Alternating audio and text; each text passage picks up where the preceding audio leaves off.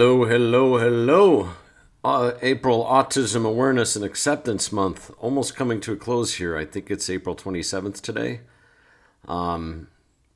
Pretty wild a story coming out of Saratoga County in New York of a 14-year-old boy, black boy with autism in a department store basically getting jumped by police who, this overzealous white older cop jumping on him, like grabbing him, because somebody in the store, either an employee or a customer, accused this boy of shoplifting, or they called it larceny.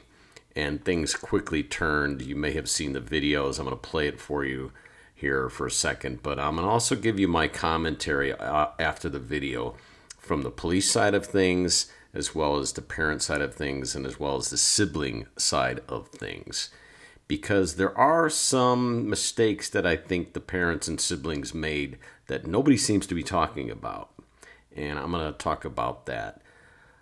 But obviously the preface here right out of the gate is certainly racial profiling on the part of this white older cop and the way he handled this situation. Clearly not trained in autism.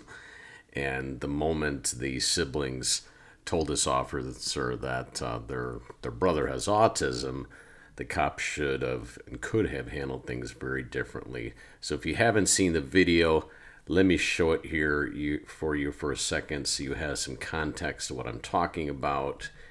And hey, I warn you, this may be a little bit disturbing, but here's what can quickly happen in a department store when you don't keep your eyes on your autistic son in a store who may grab hold of objects and may be appearing to walk out of the store.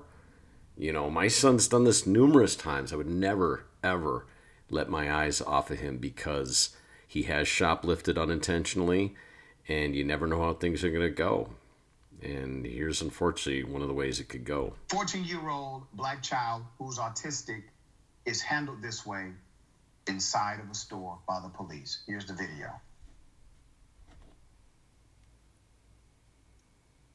Ow! Ow! Just come up here to the front.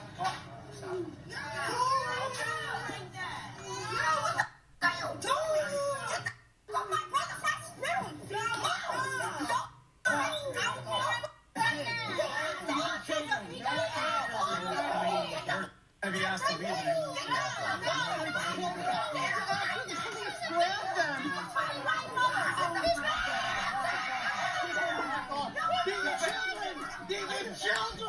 So I'm not going to play you the whole video, but you got a kind of a snapshot of there. All the siblings are jumping around, screaming and yelling, and even hitting the cop, which is only going to escalate things and make it much, much worse.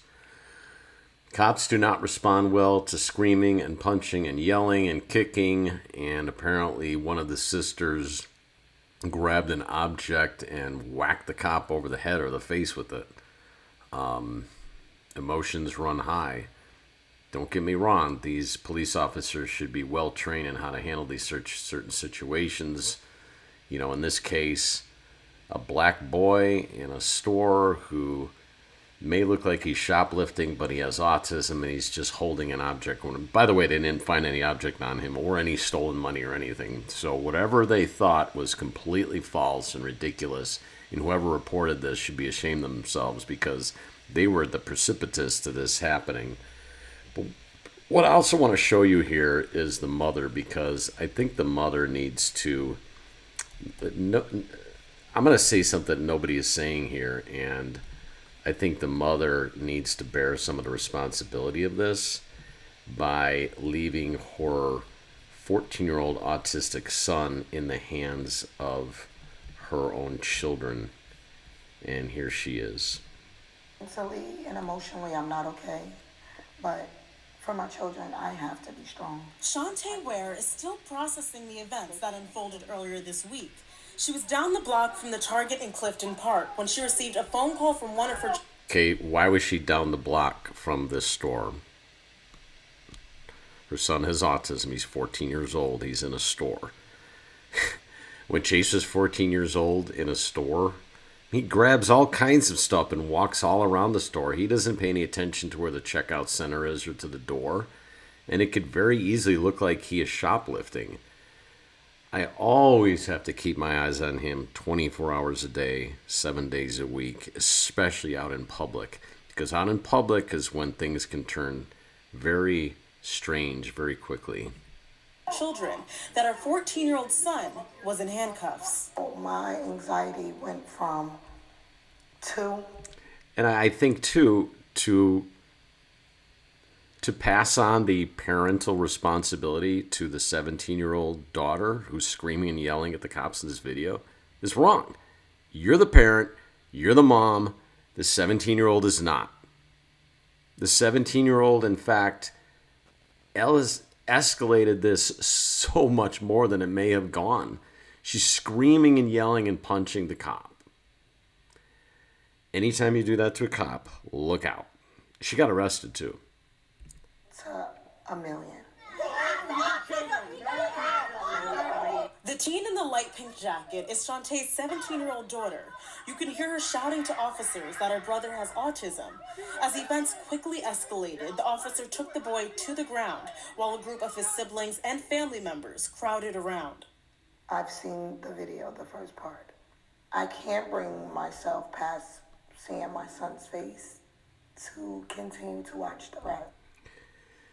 I can completely understand some of what this mother is going through, but I wish she would have bared some of, I don't know if responsibility is the word.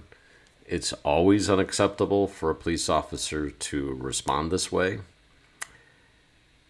The police officer easily could have just taken his hands off this 14-year-old and tried to de-escalate things. So oftentimes a police officer forgets that there's no hurry.